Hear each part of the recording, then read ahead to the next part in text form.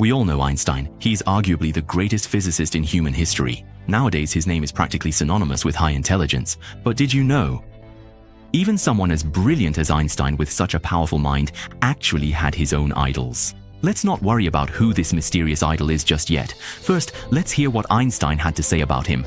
Beautiful music has always existed in the universe, just waiting to be discovered.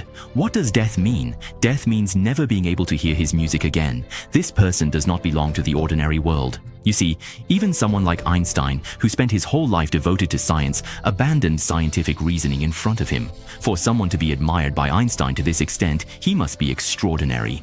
In fact, this person is the perfect embodiment of the word genius. He mastered musical theory at the age of 3, began composing at 4, and started touring all over Europe at 6. In just over 30 years of life, he wrote more than 600 musical works. If you ask who has the greatest talent in the field of music, without a doubt, he would be among the top choices. This person is Wolfgang Amadeus Mozart. On January 27, 1756, Mozart was born in Salzburg, Austria. His father, Leopold, was a violinist and composer for the local court orchestra. Marianne was the only one who survived. When his sister Marianne practiced the piano, young Mozart would often sit by and listen quietly for hours. Seeing his strong interest in music, his father tried to teach him piano. Of course, his father's final thought was to indulge him and have fun. After all, the child was only 3 years old. Why put so much pressure on him? But his father's casual gesture made a big difference. Unexpectedly, the 3-year-old Mozart's musical sense was even better than his sister, who had practiced for years. After he learned the piano, he only needed to listen to a piece of music once, and he could reproduce it on the piano without forgetting a single note. It was as if he had a score in his mind and was playing the piano according to that score. Once, Marianne found Mozart writing and drawing with a quill pen and asked him what he was writing. Mozart, who was only 4 years old, said, "I will write another sonata score." A 4-year-old child writes another sonata score. Do you believe it? I don't believe it either. Leopold, who has been in music for so many years, doesn't believe it either. But the truth is so cruel. Mozart actually wrote a standard sonata. But Leopold carefully examined Fang Xian's concerto. It was appropriate, but unrealistic because it was too difficult to play. No one at that time could play this song. It seems that although his son has talent, he still needs to learn in composition. Otherwise, what he produces will be too far-fetched.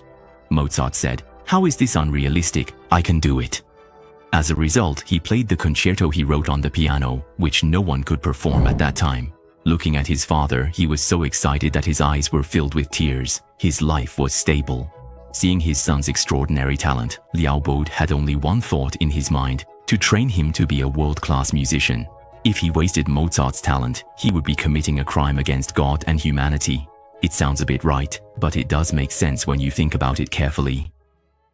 Leopold knew that if he wanted his child to become famous, he had to get the approval of his own royal family first. He let Mozart join the court choir. As a result, he quickly won the favor of the Archbishop of his country. The Archbishop approved his father to take him on a tour of Europe. In 1762, the 6-year-old Mozart won his first music performance in Munich. Mozart immediately became the focus of the whole Munich. The name of the child prodigy spread throughout Germany and Austria. This success made his father more bold. He then took Mozart to guide Vienna, the world's music capital. This move was a good move for him. Because of Mozart's reputation, the theater was an empty seat. How high was Mozart's musical talent? He performed in Vienna. The time was right, and the audience was asked to blindfold Mozart while he played. Mozart performed the entire piano piece as smoothly as if he had his eyes open, playing every note of every piece perfectly. Later, his father brought Mozart to the royal palace in Vienna, where he won the appreciation of Emperor Franz Stephen, who affectionately called him "my little magician." After this tour, Mozart performed from Frankfurt to Cologne and from Mainz to Worms. Everyone knew about Mozart, and the whole of Europe was spreading the story of the child prodigy.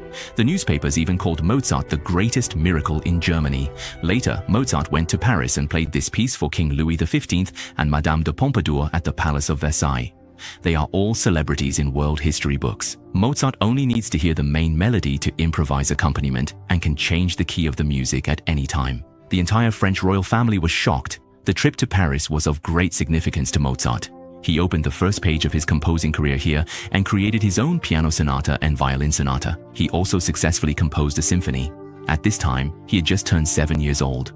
When they returned to their hometown of Salzburg, the whole city was in an uproar because of their family. Men, women, young and old were all talking about the story of this child prodigy. I have to mention here that many students may have heard this sentence. Mozart said, "I practice piano for 8 hours every day," and they have a sentence, "Genius buried all my efforts." Regarding this passage, I have heard the 8-hour version, the 10-hour version, the 12-hour version, and the Chopin version, but I can't find any information to prove that Mozart actually said or wrote similar words. Of course, Mozart's talent and hard work are both very important. When Mozart was young, his father Leopold often urged him to practice the piano. His red flag was also inseparable from the hard work during this period. Mozart's early life can be said to be a cool science fiction novel. If the author wrote it this way, he would probably be scolded. Perhaps this script is too outrageous, and even God can't stand it. If I don't add some debuffs to this kid, he will die. In 1771, the original ruler of Salzburg, Rattenbach, died suddenly, and his successor was a count named Colloredo. This count was far inferior to his predecessor in both his interpersonal skills and his taste in art. He was conservative, rigid, harsh, and critical. He paid little attention to art and even despised it. Mozart's original job in his hometown was to follow his father as a court musician and hang out with the local lord. So this rigid new lord became Mozart's new boss. This new lord did not regard Mozart and other musicians as people with independent personalities. He thought they were just servants of the nobles. He had extremely strong hostility towards Mozart's musical talent. He did not allow the outside world to praise Mozart because it might encourage him to challenge the hierarchy. At the same time, he did not allow Mozart to perform outside, and he would even publicly accuse Mozart of being unlearned, which was a form of workplace PUA. In such an environment, who was once very popular throughout Europe, can Mozart be happy? He was so bright and glorious in his early years, but now he can only stay in this small city and write hymns. It was not until 1777 that the 21-year-old Mozart finally got a chance to leave the small city of Salzburg and seek development outside. However, times have changed and people have changed. Mozart no longer has the popularity he once had. The European people admired Mozart as a child prodigy rather than a young man over 20 years old who was good at music. Not many nobles came to support his performances. In Munich, Germany, the official only arranged a few small family concerts for the former child prodigy, and the income was not enough to fill his stomach. Later, Mozart went to Mannheim, the music center of Germany, hoping to take root in this city and become a court musician. However, the local lord was ambiguous about whether to keep Mozart in the court to work. Although he agreed verbally, he always, without making any specific arrangements for him, Mozart waited a long time for the lord's offer and spent all the money he had left. Waiting like this was not a solution. He thought he should look for opportunities in other cities. When he arrived in Paris, the situation was even worse. The prosperity of Paris 14 years ago had long since vanished. Mozart only saw the prosperity of the court, but not the suffering of the lower classes. These problems that he had never seen before have now been exposed. The distribution of the rich and the poor is seriously uneven, and social contradictions are becoming increasingly intensified. Paris at this time is on the eve of the French Revolution. Paris at this time does not recognize talent, but only recognizes slowness. The nobles at this time care more about their brains than their ears. Mozart's situation here can be imagined. Mozart, who left his hometown to venture out, actually got nothing. He didn't even receive a valuable creative commission. After seeing a letter from his father sent from his hometown, the former child prodigy finally bowed to reality. Father. It is said that the organist in the palace of your hometown has recently passed away. You can return to your hometown to take up this position with an annual salary of 500 gold coins. This income is not much, but at least it can make a living. No matter how high your artistic attainments are, you still have to eat in the end. No matter how expensive the literary and artistic creation is, it is difficult to maintain it without the real financial support behind it. In January 1779, Mozart boarded the carriage back to his hometown and took up the position of organist, which he was not very interested in. During this time, he tried to compose several religious works and symphonies used in court ceremonies. For example, the famous Coronation Mass was completed during this period. Although he was able to accept music, his life was not going well. 2 years later, Mozart resigned from this job and planned to compose according to his own wishes. Of course, freedom has a price. He could only compose his own songs in the morning, give music lessons to the children of the nobility in the afternoon, and perform in some small theaters in the evening. This was how he could barely make a living. Perhaps it was this kind of environment that genius needed. Mozart reached the highest level of his creation during this period. In 1785, Mozart got the opportunity to compose an opera.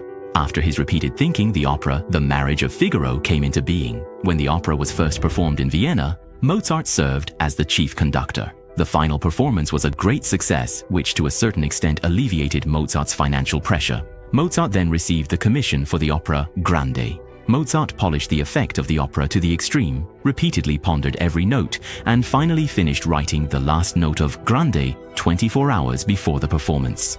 When Grande was first performed in Prague, it caused an unprecedented sensation. Mozart's name was heard again in Europe. At that time, musicians in every ballroom and cafe in Prague were playing music from Grande. After watching the performance of Grande, Haydn said to Mozart, "Even if you only write Grande and nothing else, your life will not be in vain." The famous Italian opera master Rossini even praised him so much that he had to kneel down to read the score of Grande.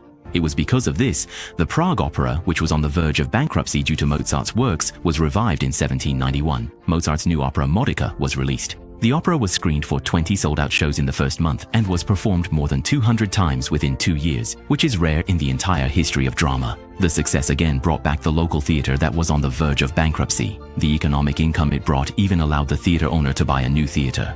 Mozart's reputation at this time was at its peak, even comparable to his childhood prodigy. But who could have expected that his life would mysteriously end in the same year? There are still many different opinions about the specific cause of Mozart's death. Some say he died of pharyngitis, some of acute blood loss, and some of poisoning by a jealous person. The official result is that he died of febrile fever. Interestingly, he had told his friends 2 years before his death that he would not live long. On November 20th, 1791, Mozart was so tired that he could no longer hold the quill in his hand. He had a high fever and his whole body was swollen. On December 5th, Mozart breathed his last. That afternoon at 3 o'clock, Mozart was hastily buried. When this great musician was laid to rest, only 4 or 5 people were present at his funeral. With such a hasty ending, the story of the musical prodigy came to a close. The abruptness of his passing was just like the brilliance he showed at birth. Mozart's passing left poets with an eternal mystery, and his death brought sorrow to the entire world. Yet his music, like his immortal soul, continues to transcend time and space, influencing generation after generation of musical creation. This 35-year-old life will forever live on in every vibrant note.